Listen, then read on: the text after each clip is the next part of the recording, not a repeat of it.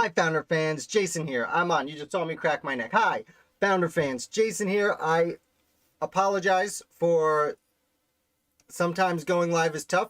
This often happens when I try and improve the channel. I screw up a good thing we already had running. Problem is, it's a little fuzzy usually when I blast these out. So I'm trying to improve it, and I improve it, and then something else is worse.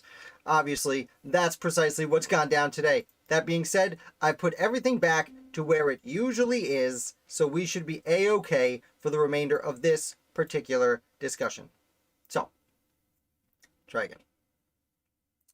Hi, Founder fans. Jason here. Welcome to Founder of the Day. Today we are discussing Federalist number 25. If you're new here, what we do is we go line by line through the Federalist Papers to dissect that 18th century language and try and see if we can understand what the American founders were saying when they were promoting the ratification of the United States Constitution.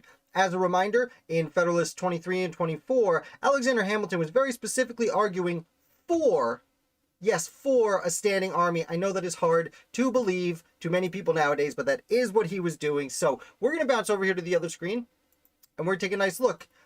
This is Federalist number 25. I did forget to put one thing in here. Right above here, it should say, the same subject continued. The powers necessary to the common defense further considered. Additionally, I made a mistake. This was supposed to be December 21st, 1787, but it is number 25. This is the main body of the title, and it is for the New York packet, and it certainly is by Alexander Hamilton, continuing his discussion, as he said, from last week. So let's take a look-ski. As always, to the people of the state of New York. It may, his capital's not mine, it may perhaps be urged that the objects enumerated in the preceding number ought to be provided for by the state governments under the direction of the Union. When he says here the preceding number, he is referencing the most recent Federalist paper, number 24, where he discussed raising a standing army. When he says ought to be provided for by the state government, some of the Anti-Federalists were saying that why would the federal government pay for the army when it's soldiers essentially from the separate states who are going to be fighting? Sure, we can agree that the federal government can direct the army as one united body, but we should also have them pay for it separately. But this would be, in reality, an inversion of the primary principle of our political association, as it would, in practice, transfer the care of the common defense from the federal head to the individual members, a project oppressive to some states, dangerous to all, and baneful to the Confederacy. So, essentially, he's saying here, it would be, in reality, the principle, and of course, now that we've had troubles before, the children's alarm here is going off for just a moment. I'm going to take a quick time out. I will be returned to you in just a moment.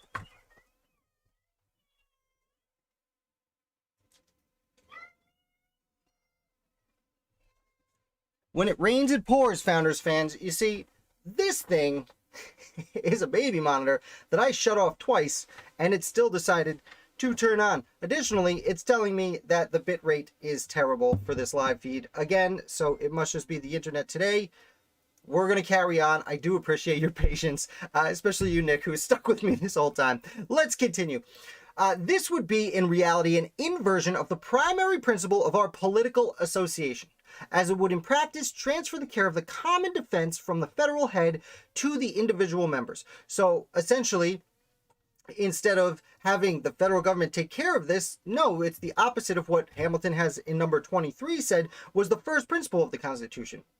An army and navy that was controlled by the federal government. And if you give the power of raising said soldiers to the states, then you're taking it away from the federal government, which is not the point. Additionally, this is very interesting, and I'm sure he elaborates on this, a project oppressive to some states, meaning some states just don't have the time or money to be able to do this, dangerous to all, because we won't be able to defend ourselves appropriately in his position, in his opinion, and baneful to the Confederacy, so just a bad idea. Stop talking about it. Essentially is Hamilton's attitude. Continuing. The territories of Britain, Spain, and of the Indian nations in our neighborhood do not border on particular states, but encircle the Union from Maine to Georgia. So what he's saying here, Britain, aka Canada, and then Spain, aka pretty much everything west of the Mississippi, and the Indian nation, so all the Native Americans who are out there, it's not just one state should be concerned about these opponents. They're everywhere. All the states are surrounded by these people, so they need to work together to defend themselves from these neighbors who could be dangerous. The danger, though, in different degrees, is therefore common. So, sure, Great Britain up in Canada touches New York and Vermont and Maine, might not touch Georgia, but it might be worse there, but it's still a common cause. We are still all in this scenario. And the means of guarding against it ought, in like manner, to be the objects of common counsel and of a common treasury. So, because it's our common cause, we have common need for defense, we should all pay for it together, the common treasury. We should all chip in as we can, and we should all be a part of running that army. It happens that some states, from local situation, are more directly exposed. So, based on where you are, you might be more in a situation of threat than other states. For example, Delaware isn't touching any of the other nations. It is on the ocean, but it isn't quite as exposed to Native Americans, Spain, or Britain as others might. New York is of this class. Very important. He's writing to the people of New York. Every single Federalist paper is addressed to the people of New York, because it's the people of New York who he's trying to sway here. So literally bringing it home for everyone. Upon the plan of separate provisions, New York would have to sustain the whole weight of the establishments requisite for her immediate safety and to mediate or ultimate protection of her neighbors. So New York, he's saying here, would not only have to raise its own army and protect itself from, Canada, but additionally would have to protect its neighbors. Probably, I don't recall if he gets into them specifically, but Vermont, Connecticut to a degree, New Jersey to a degree. New York as a powerful state would have to use its power to presumably help its neighbors. This would neither be equitable as it respected New York, nor safe as it respected other states. So it's not fair to New York to have to carry the burden, the responsibility of taking care of its neighbors, nor is it safe for the other states to be taken care of by essentially another nation. Various inconveniencies would attend such a system. Not much to say about that. Many reasons this could be problematic. The states to whose lot it might fall to support the necessary establishments would be as little able as willing for a considerable time to come to bear the burden of competent provisions. So, going back to his original point that Anti-Federalists technically were making, that why don't the states provide for the armies? The states who could afford to support the military, as he says, would be it would be difficult for them to do. They wouldn't want to do it, and after a while, they'd run out of provisions themselves. They wouldn't be able to afford it eventually to take care of all these other neighbors. The security of all would thus be subject to the parsimony, improvidence, or inability of a part. So if the bigger states are relied on to pay for and fulfill the needs of an army, then the other states who are relying on that, if those big states for some reason can't support the army on their own anymore to protect the whole, then everyone is exposed, including the ones who were relying on these other states to take care of them. If the resources of such part becoming more abundant and extensive, its provisions should be proportionally enlarged. The other states would quickly take the alarm at seeing the whole military force of the Union in the hands of 2 or 3 of its members, and those probably amongst the most powerful. So as certain states that were being relied on to create and fund and support the army become more and more powerful and contribute more and more to the army, they will therefore take over more control of the army, and the smaller states, most of the states, would realize, 2 or 3 of these states are not only most powerful economically, therefore they can raise the army. Now they have control of the army, and now we're in a weird scenario where 1 or 2 or 3 of the states have the army, and all the rest of the states don't. As you can see, as you might presume, that could be a bit of a trying scenario. They would each choose to have some counterpoise, and pretenses could easily be contrived. In this situation, military establishments nourished by... I went too far. I got so excited to keep reading. They would each choose to have some counterpoise, and pretense could not easily be contrived. So they would obviously have jealousies, as we alluded to earlier. In this situation, military establishments, nourished by mutual jealousy, would be apt to swell beyond their natural or proper size, and being at the separate disposal of the members, they would be engines for the abridgment or demolition of the national authority. That's a weird word. Basically, as these few states take over the military, should the control, for anyone joining us late, we're discussing control of the military and why certain anti-federalists are incorrect in believing that the states should raise the militaries.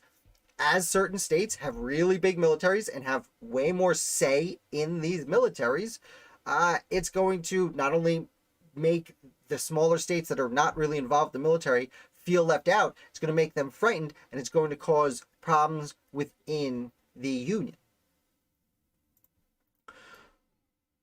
Okay, ooh, pretty long sentence. Reasons have already been given to induce a supposition that the state governments will too naturally be prone to a rivalship with that of the Union, the foundation of which will be the love of power, and that in any contest between the federal head and one of its members, the people will be most apt to unite with their local government. So, reasons already given, meaning in papers, previous Federalist papers, we've discussed how if the state governments are not controlled by the union or the federal government, they will find reasons to be angry at the federal government, and there will be conflicts there. And when it comes to the people themselves, then those people will generally fall within their state than within the federal government, should this constitution not be adopted. Where's the end of the sentence?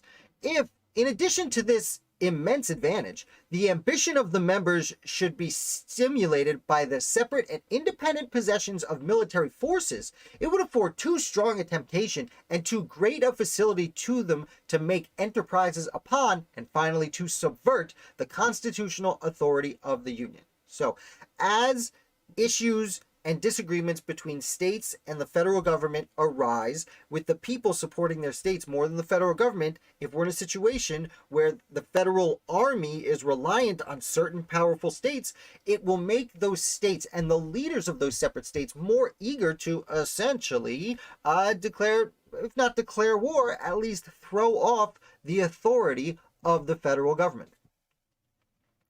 On the other hand, the liberty of the people would be less safe in this state of things than in that which left the national forces in the hands of the national government.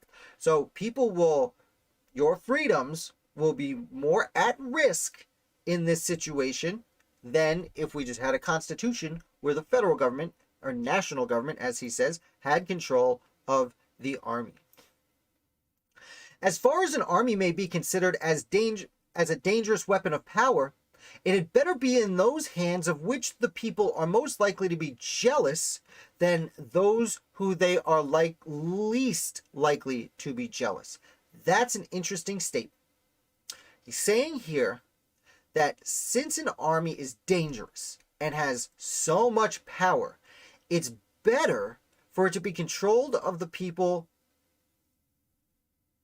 that they disagree with than those that they agree with. See, it's better to be with those that they are most likely to be jealous than those they are least likely to be jealous. So, since people usually will side with their local government, and at this point in history, their state government, then it's better to put it in the hands of the federal government. Presumably, what he seems to be angling at here is because if the people are supporting the state government, and the state government wants to do what the people are doing, and then that state government has an army, then the mob, aka democracy, can make a decision and very quickly push a powerful army in a direction that, we'll say, they'll later regret. 4, it is a truth which the experience excuse me. For it is a truth which the experience of ages has attested, that the people are always most in danger when the means of injuring their rights are in the possession of those whom they entertain the least suspicion. Excuse me one second. This is another great line, Hamilton. The people are always in the most danger when the means of injuring their rights are in the possession of those whom they entertain the least suspicious. So it's the people, it's the leaders you trust the most who will most easily take away your freedoms or your rights. Fascinating line, Hamilton. We give Hamilton a lot of trouble on this channel. If you're new here, that is a great line. As we move on, if you do enjoy that line, do me a favor, hit like for Alexander Hamilton and for the channel. It helps us get more people hanging out and learning about the revolution with us. The framers of the existing Confederation, fully aware of the danger to the Union from a separate possession of military forces by the states, have, in express terms, prohibited them from having either ships or troops unless with the consent of Congress. So, prohibited the separate possession of military forces prohibited the states from having ships or troops unless with the consent of Congress. So I'm not aware of a portion of the Articles of Confederation that specifically state this. Essentially what he's saying here is under the Articles of Confederation, states can't have ships or troops without the consent of Congress. Now, they've always had militia. I don't believe he's considering the troops a militia. I'm sorry, let me say that the other way. I don't believe he's considering a militia as troops in this statement. He made the distinction in the last paper between soldiers and militia. Soldiers are trained, they're paid to always be ready to fight. Militia are people who train for their own defense and essentially fight in their spare time. I know Rhode Island had an army at this point. They're the only ones that actually had an army before the Revolution, small one. And as for navies, I know South Carolina had a pretty big navy at this point. I believe Pennsylvania and I believe Pennsylvania had a navy. Some of the other states had navies, be them small navies. Now, I don't know if under the Articles of Confederation they specifically had to be granted permission for that. I'm not aware of that. We have to look a little bit into that. Expect a video digging deeper into navies in the near future. The truth is that the existence of a federal government and a military establishment under state authority are not less at variance with each other than a due supply of the federal treasury and the system of quotas and requisitions. So, basically, what he's saying here is the Constitution and the way the Constitution raises money and then builds an army isn't that much different than what's happening under the Articles of Confederation. Granted, he mentions the quotas and requisitions, where under the Articles of Confederation, you can't just demand the money, when in previous Federalist papers, Hamilton has specifically said in Federalist number 23 that the federal government should be able to raise whatever law it needs to, do whatever it wants in order to fund and control its standing army. Again, not a lot of it's hard for people to realize nowadays that some of the founders definitely like standing armies, and Hammy Boy is one of them. I will say I don't 100% agree with his statements here that it's the same. It seems to be very different. I think the states pretty much viewed their armies as their militias as armies for all intents and purposes. There are other lights besides those already taken notice of, in which the impropriety of restraints on the discretion of the national legislature will be equally manifest. So, basically here he's saying there are other reasons that restraining the federal government, specifically Congress under the Constitution, will be a problem. Let's see what they are. The design of the objection which has been mentioned, is to preclude standing armies in times of peace, though we have never been informed how far it is designed the prohibition should extend, whether to raising armies as well as to keeping them up in a season of tranquility or not. So again, Hamilton's caps here, real important. Essentially, there have been discussions in Anti-Federalist papers that why would we have an army in time of peace? But he's saying here, should we not raise an army in time of peace? AKA, should we not fund and create a new army in time of peace?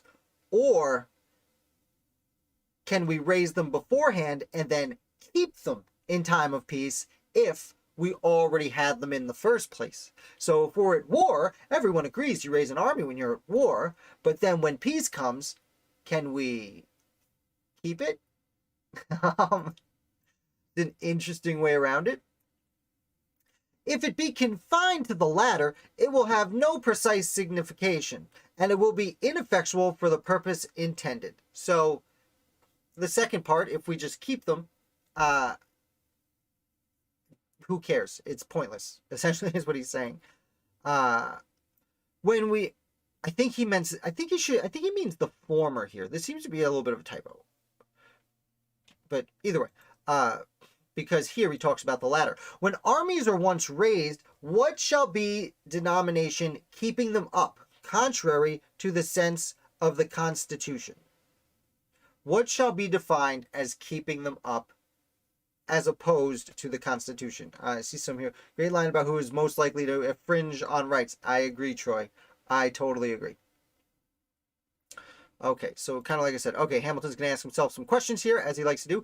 What time shall be requisite to ascertain the violation? So, it's keeping them up. So we've had a war, and now we still have an army, but now it's a time of peace, and we don't want the standing army anymore. How long do we wait after the war is over before we've kept them too long? A week? A month? A year? Or shall we say they may be continued as long as the danger which occasioned their being raised continues? So, an enemy came at us, and we raised an army, and we fought them off.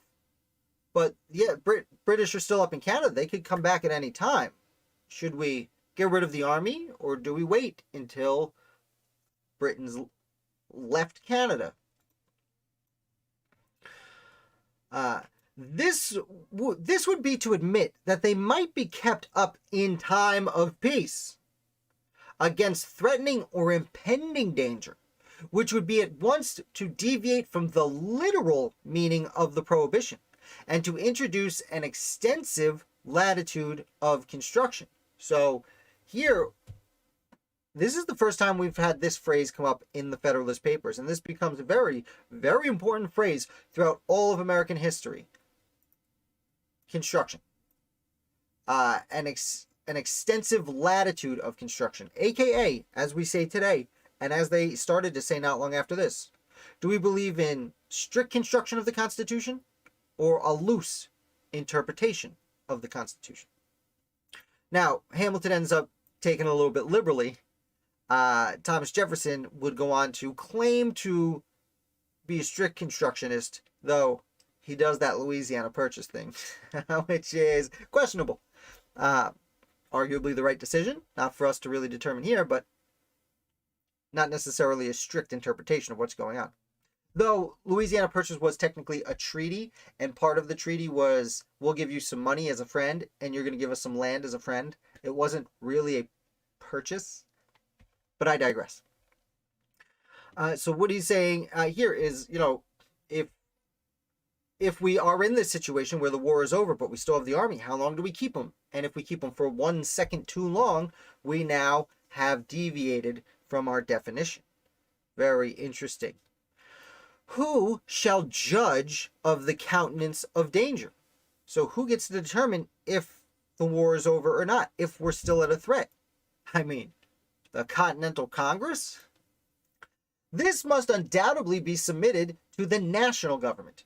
And the matter would then be brought to this issue, that the national government, to provide against apprehended danger, might, in the first instance raise troops and might afterwards keep them on foot as long as they suppose the peace or safety of the community was in any degree of jeopardy. So we need to give this power to the federal government. The national government should have this power so that they can raise troops when it looks like we're going to get attacked, and then keep them up after we repel our invader, because are they really gone? Very interesting point.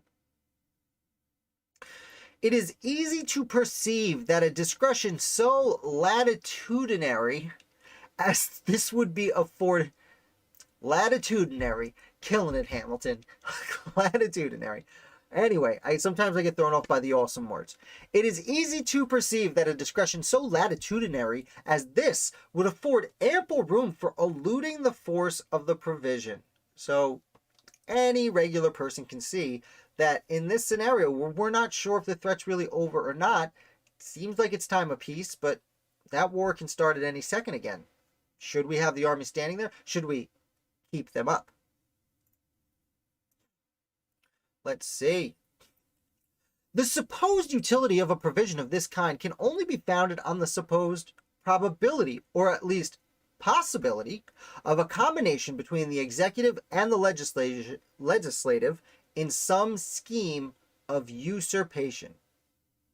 So the provision he's referencing is what had essentially been said by the Anti-Federalists at the time.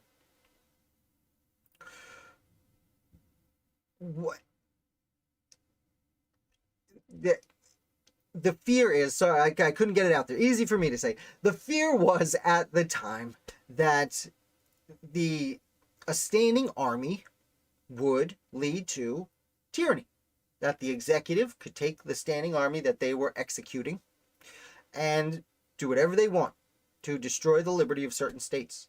But what he's saying here is you have to suppose the probability, or at least possibility, that all of Congress, the House and the Senate, are going to team up with the president to enforce a certain amount of tyranny. And yes, that is what the Anti-Federalists were afraid of to a large degree. Should this at any time happen, how easy would it be to fabricate pretenses of approaching danger? So he's exclaiming it. How easy would it be to pretend there was an army invading? Indian hostilities instigated by Spain or Britain would always be at hand. I must say there, Native Americans could be provoked. Provocations to produce the desired appearances might even be given to some foreign power and appeased again by timely concessions.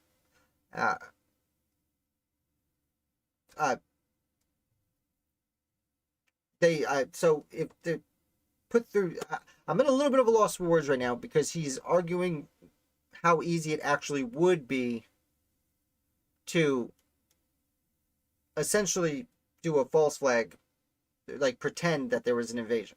So, yes, provocations, you can convince foreign powers to pretend to be invading also. If we can reasonably presume such a combination to have been formed, and that the enterprise is warranted by a sufficient prospect of success, the army, when once raised, from whatever cause, or on whatever pretext, may be applied to the execution of the project. So he's saying it doesn't matter who's in charge of the army if it is decided, if what you're afraid of is tyranny, and you're afraid that the federal government will be, the president and the Congress will take the army and usurp powers from the states. Well, even if you have control of the army, a handful of people can still fake it and trick you into it anyway, and use the army anyway. So what does it matter? Your rights are at stake anyway. Great. If, to obviate this consequence, it should be resolved to extend the prohibition to the raising of armies in times of peace, the United States would then exhibit the most extraordinary spectacle which the world has yet seen, that of a nation incapacitated by its constitution to prepare for defense before it was actually invaded. This is a pretty easy thing to understand. He goes back now from the keeping of the armies to the raising themselves. If we don't raise a standing army before we're invaded, then we're going to try and raise a standing army after we're invaded. Kind of ignoring what happened during the Revolutionary War, that there were already militias there specifically for defense to be called out as Minutemen at the moment they were needed. Though to be fair, as he stated in earlier ones, sometimes those Minutemen do some, how do you say, rebelling, like Daniel Shays, and you don't want that to happen now, do you? Hamilton has a strong distrust for the militia. To be fair, the militia would often get skittish and run away during battles during the Revolutionary War, so I can understand where he's coming from. Anyway, as the ceremony of a formal denunciation of war has of late fallen into disuse, the presence of an enemy within our territories must be waited for as the legal warrant to the government to begin its levies of men for the protection of the state. So if we can't raise an army if we can't raise a standing army, then we literally have to wait till we're invaded to start raising our army, making it significantly more difficult. We must receive the blow before we could even prepare to return it. So, you got to get struck by a baseball bat before you can buy yourself a baseball bat. At that kind of policy by which nations anticipate distant danger and meet the gathering storm must be abstained from as contrary to the genuine maxims of a free government. Essentially, we should be prepared for dangers. We should be prepared for foreign invasion. We should be prepared for the Native Americans on the frontier to attack the frontier settlements. These are things we know will happen, at least at the time, and we should be prepared for it. And to not be prepared for it is objectively, in his opinion, just going to ruin free government, or what they called free government, what we would now reference generally as a republic. We must expose our property and liberty to the mercy of foreign invaders and invite them by our weakness to seize the naked and defenseless prey, because we are afraid that rulers created by our own choice, dependent on our will, might endanger that liberty by an abuse of the means necessary to its preservation. This is a fascinating argument for a standing army. Something I don't like to talk about my own personal preferences here, but it's a question I still personally still have. I, as a younger person, read a lot about the terribleness of standing armies. But having read Hamilton's arguments, though I'm not necessarily the biggest fan of his writing style, he makes some compelling arguments. And right here, we must expose the idea that we need to be weak and defenseless and let an enemy invade us because we're afraid of Republican leaders. In a free government where we choose our leaders, we're afraid of the people we're choosing, of getting power hungry and using our army against us, and therefore we're just going to let someone else come in and not even try to put up a fight. Not that that's how it would go down. Again, there were militias at the time. It's not like they had helicopters flying in. It was a different time, but still, it's an understandable argument. Here, I expect we shall be told that the militia of the country is its natural bulwark and would be at all times equal to the national defense. So we're going to talk about militias. I'm going to sip my drink real quick, because here we go. Why, Mr. Hams-a-lot, are militias not enough? This doctrine, in substance, had like to have lost us our independence. So basically, if militias were good enough, we would not have won the Revolutionary War. Something he saw firsthand, and arguably true before Baron von Steuben showed up, kicked that army into high gear with the help of many others. It cost millions to the United States that it might have saved. So it cost a lot of money just that at the beginning there when we were relying on the militias. The facts which, from our own experience, forbid a reliance of this kind are too recent to permit us to the dupes of such a suggestion. So right here he's saying, like, this isn't, I don't have to bring up natural or ancient history like I've done in the past. less than 10 years ago. I mean, the war technically ends in 1784. This is 1787. So 3 or 4 years ago, we saw what happened when we relied on the militia. It didn't work. To be fair, it was the first half of the war. So 10 years ago, we lived through this, and enough time has not passed for us to forget what had happened. The steady operations of a war against a regular and disciplined army can only be successfully conducted by a force of the same kind. Regular and disciplined army. Paid soldiers whose career it is to soldier. He discussed this in one of the earlier papers too. I think it was Federalist 23, where he essentially said, you know, who do you want defending the forts on the borders? Militiamen who reluctantly leave their farm for a month at a time and want to go back home, or soldiers who are paid to stay there and train and fight.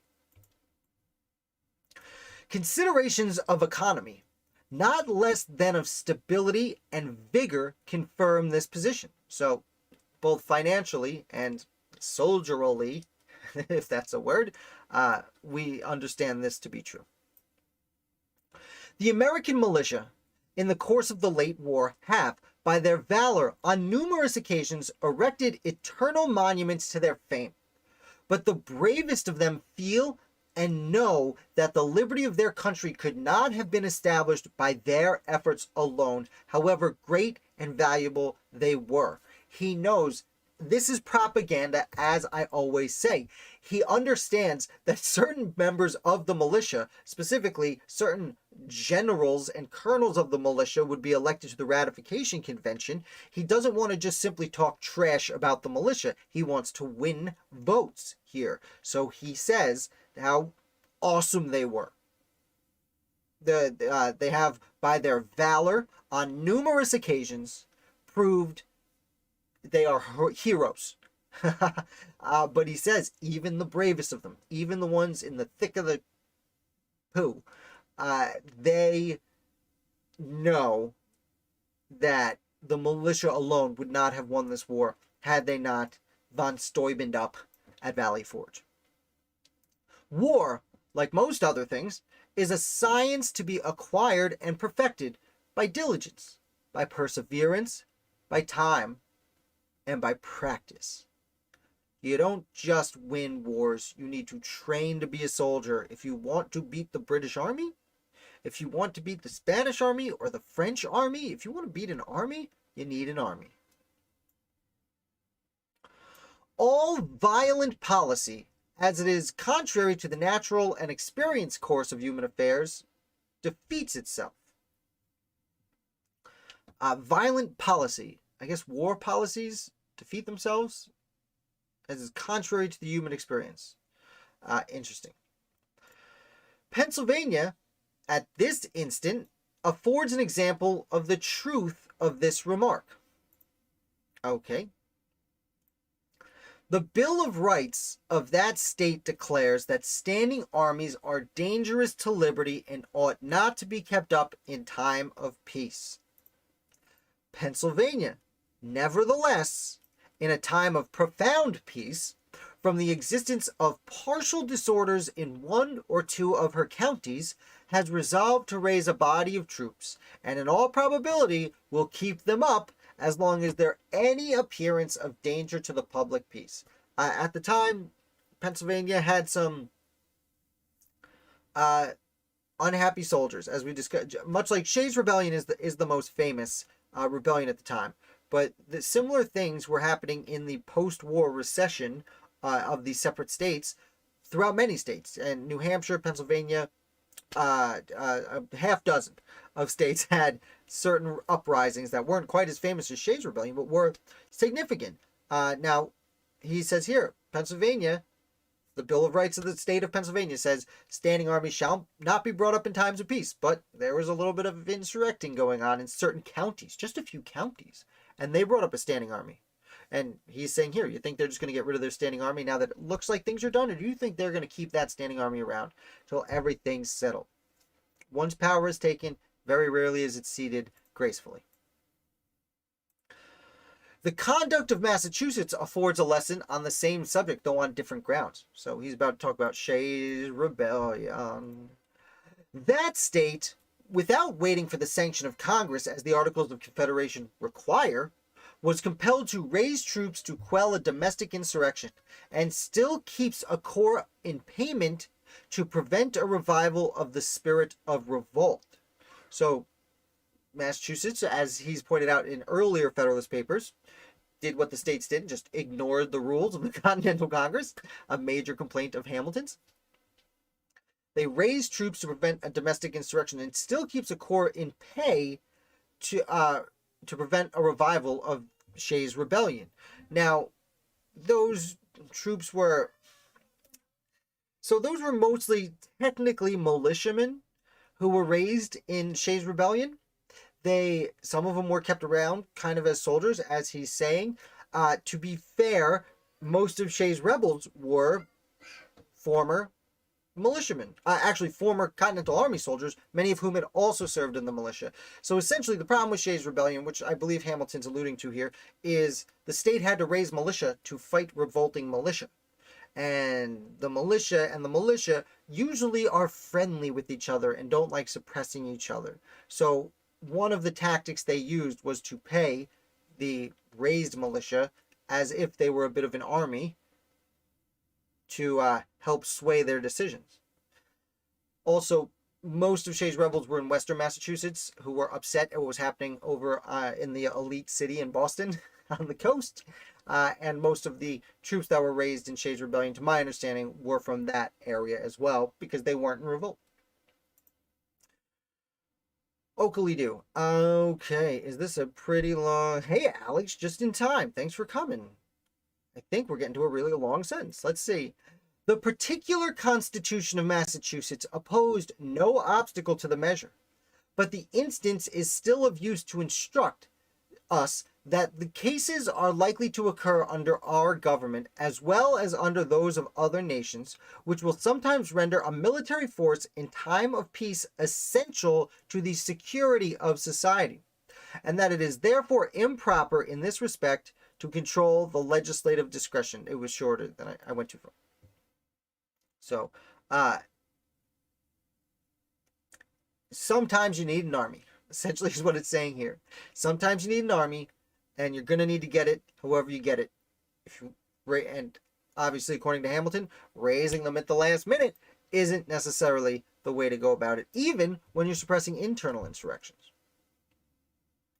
It also teaches us, in its application to the United States, how little the rights of a feeble government are likely to be respected even by its own constituents. That is an amazing line. Because again, he was talking about not just Massachusetts, but Pennsylvania. Their Bill of Rights is being disrespected by the citizens themselves. And loves to call the state governments, well, here he calls them feeble, and he likes to call them weak.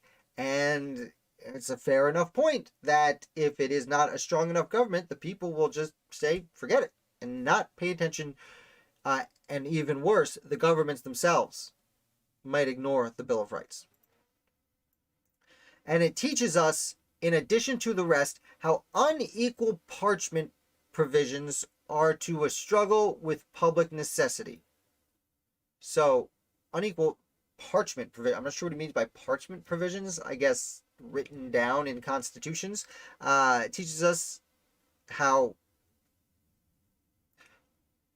unequal essentially governments are with the struggle with public necessity. When something needs to happen, if your government isn't created to be prepared for something to happen, then the government is not going to react appropriately when something needs to happen, and could disobey the Constitution itself out of necessity for the general good. But then, once you set in motion the ignoring a government, a constitution, well, you set a pretty terrible precedent.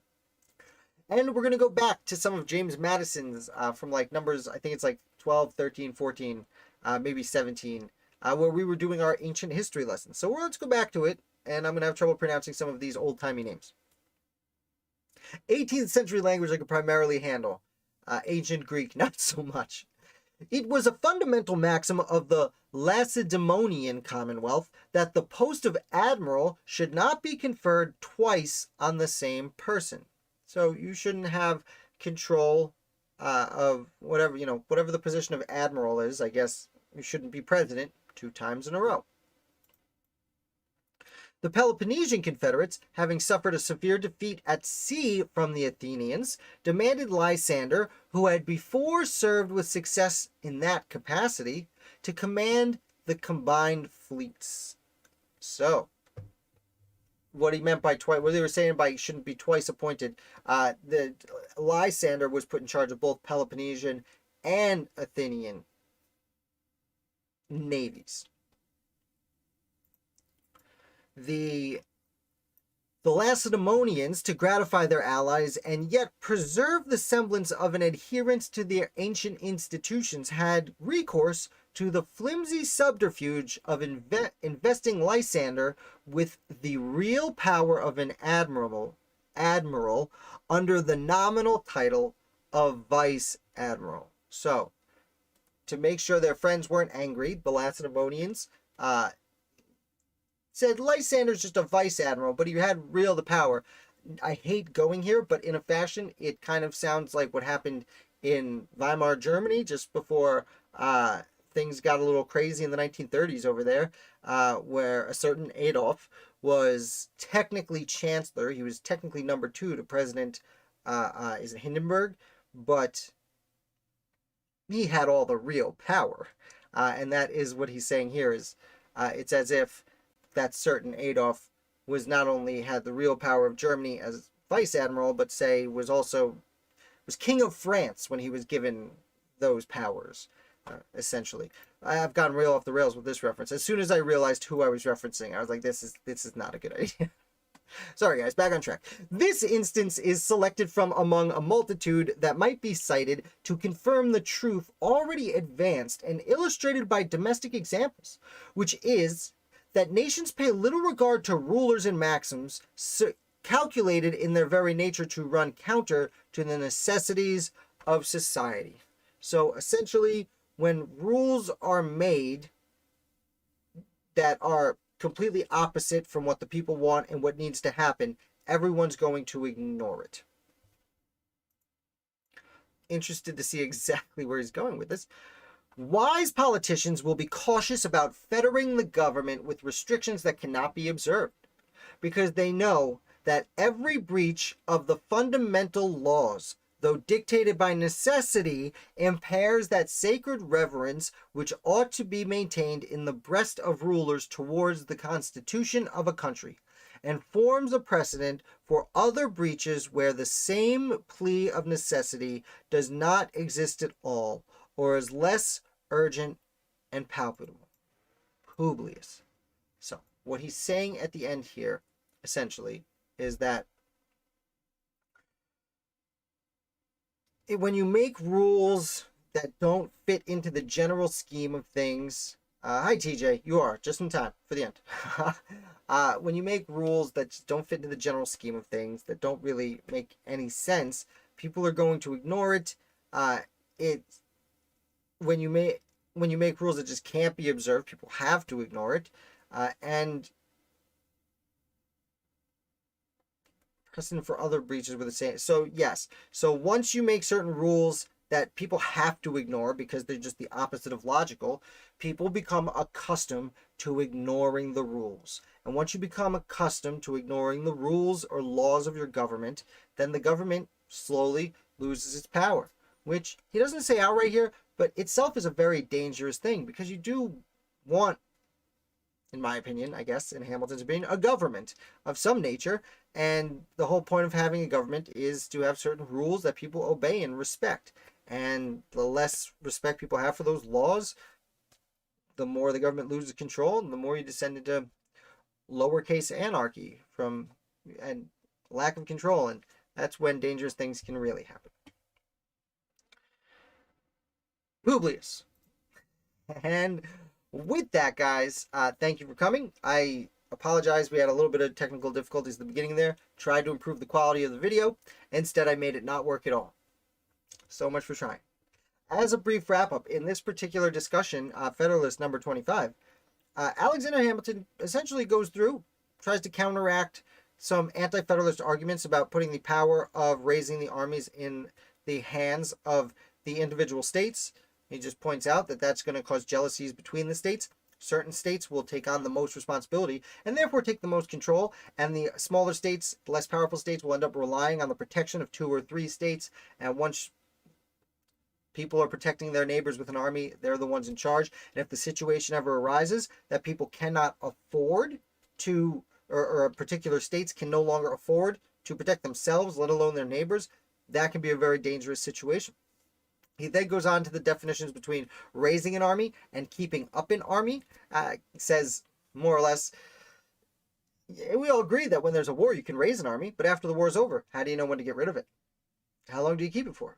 He then goes on to say, also, if we can't raise an army until we're invaded, aren't people just going to invade us and not give us the chance to raise that army?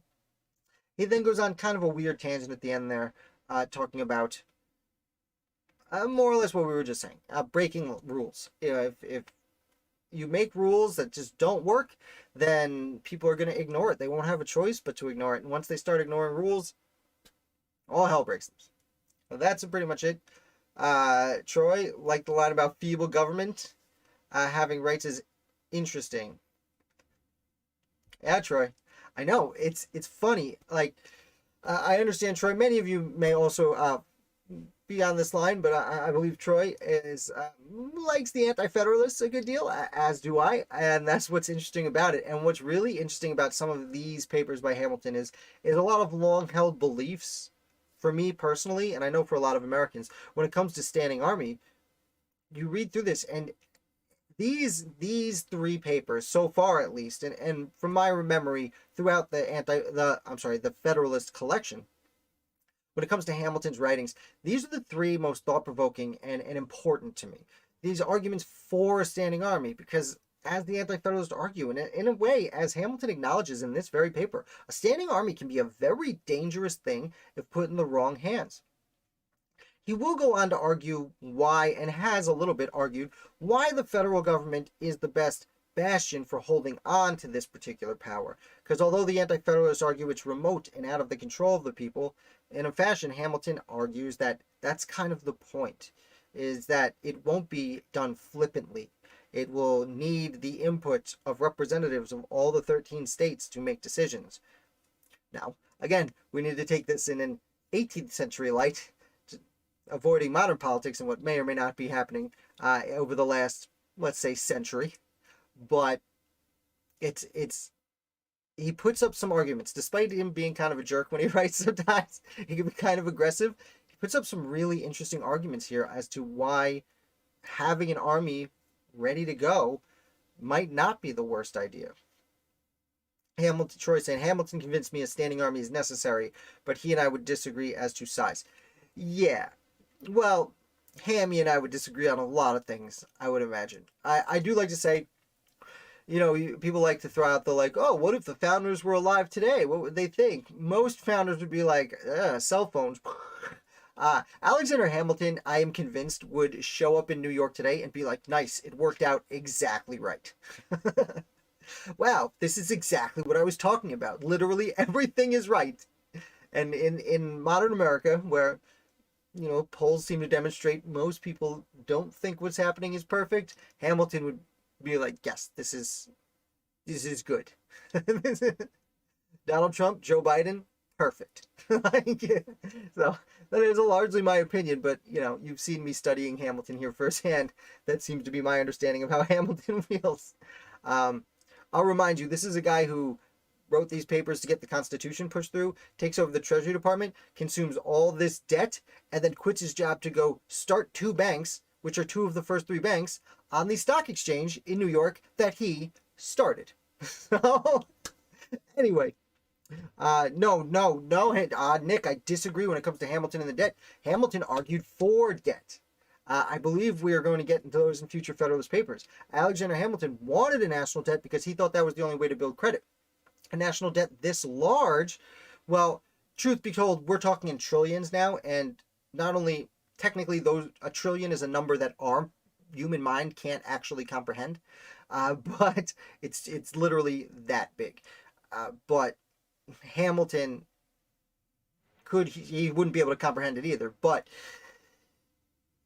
he liked the idea of debt. I'm not an economist, which makes it very difficult for me to study certain provisions in Hamilton's assumption plan if I'm being fully transparent. Which, by the way, if you there's a book, the best book actually, if you are interested in learning a little bit about Hamilton's financial plan, is this biography, Jefferson's Treasure, about Albert Gallatin.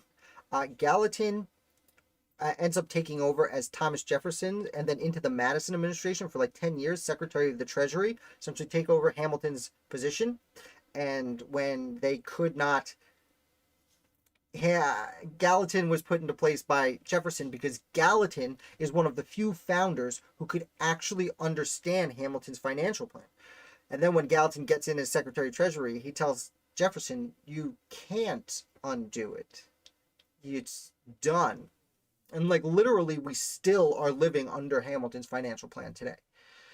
It's extraordinarily complicated. That's what makes him so interesting. But this author does a really good job putting the opposition through Gallatin's eyes out there in an understandable way for regular people like you and me to understand parts of the financial plan.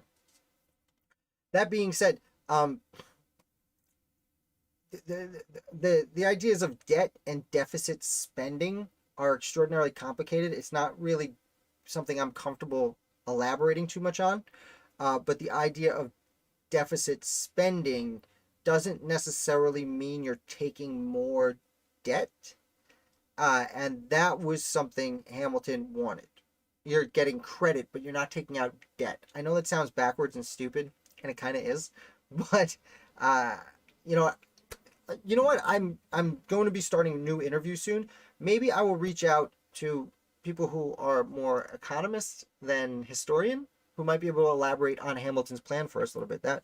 Let me know if you think that would be interesting. I just came up with that. I think that would be a lot of fun. Live videos, man. I come up with things on the fly. There was one other thing. Hamilton disagree on the size. Yeah, well, Hamilton says in the last one, Federalist number 24, that no, we just need a little standing army. No, he doesn't say that. He says even if it's just a little standing army of a few people in the forts on the frontier, that's still a standing army. But you're right, Troy. He definitely wanted a big one. He wanted an empire. He got one. He would pass away beforehand. It would be a century and a half before America really started to become an empire. But I bounced Hamilton up this year. I do my annual most important founders. I considered making Hamilton number one because we literally live in his United States right now. It's really fascinating. So we've gotten off topic here. It's a little fun to chit chat at the end, of course, after that deep dive into the Federalist Papers. Anyone who's just shown up now, I apologize. You did miss the good fun. Come back next week, as always. If you guys want to hit like on your way out, definitely subscribe if you're new here, though I think most of you have been here on several occasions at this point. I hope you enjoyed it. I hope it was a little bit thought-provoking on, as Troy said, hopefully reading through these last three papers really makes you reflect on, like, is a standing army important? Oh, there was one more thing about militias. Before you go, Troy, there was one more thing about militias. He was referencing how they weren't super great. Hamilton waits until the very last Federalist paper to even address the Bill of Rights. He does not think that you need one.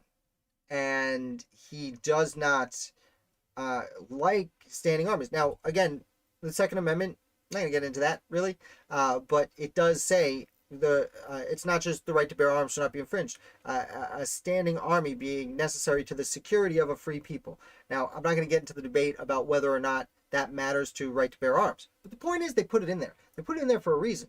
It's because the Anti-Federalists and everyone else was like, no, like, we need a militia. Hamilton might think they're scaredy cats and not trustworthy, but the people need to be involved in the defense of the state. So that's that for this week. Thank you guys. You're amazing. What a good time. Trivia on Thursday. And Lots more fun stuff. If you want to support the channel, come to our live videos, Patriot live videos. Support the channel on Patreon. Become a Patriot. Sundays at 7 we do a live video over there. I do put out some of the content tomorrow.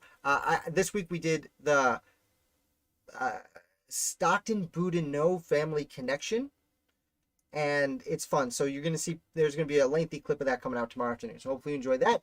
Hopefully we see you for trivia on the Thursday, and I will be back with a bunch more founders all week long. I am your humble and obedient servant.